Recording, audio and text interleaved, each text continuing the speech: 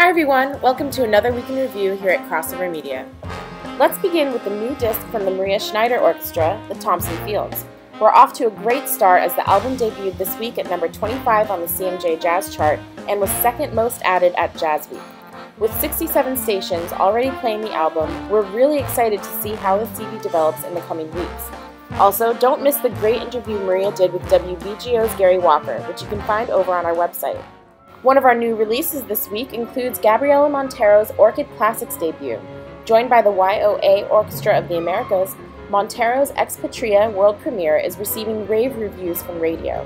The pianist's passionate advocacy for the people of her native Venezuela was the inspiration to write this opus, and we're planning a Google Hangout in July, where Montero will discuss the album and concerning situation that has been taking place in her home country. Speaking of Google Hangouts, we conducted a number of interesting chats this week. Another installment of Very Terry Tuesday, celebrating the 80th birthday of new music pioneer Terry Riley. This week's segment featured percussionist, composer, and Third Coast Percussion co-founder David Skidmore. David discussed in detail Riley's most major work, In C, as well as the upcoming Chicago Millennium Park performance one day after Riley's birthday that will feature over 100 of Chicago's best classical, jazz, and rock musicians. Also, Snarky Puppy interviewed themselves this week, and we have it all on video.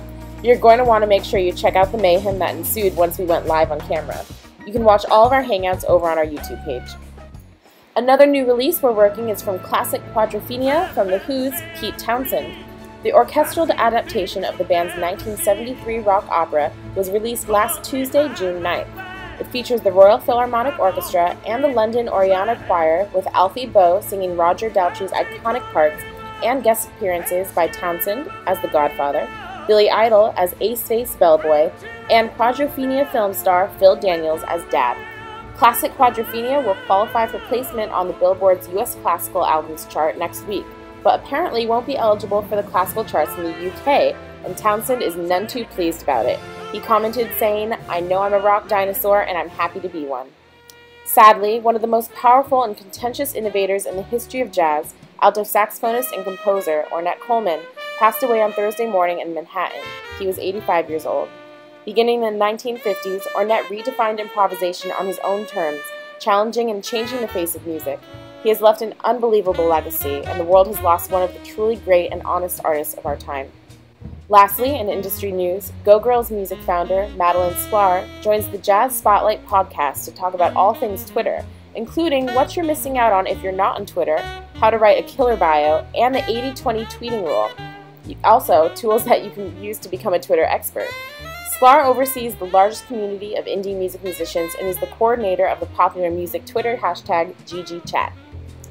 That wraps up another Crossover Media Week in Review. As always, please check out our website, www.crossovermedia.net, for more on our artists, music news, and to get great downloadable interview material. Also, don't forget to like our Facebook page and follow us on Twitter at _crossovermedia. See you next week.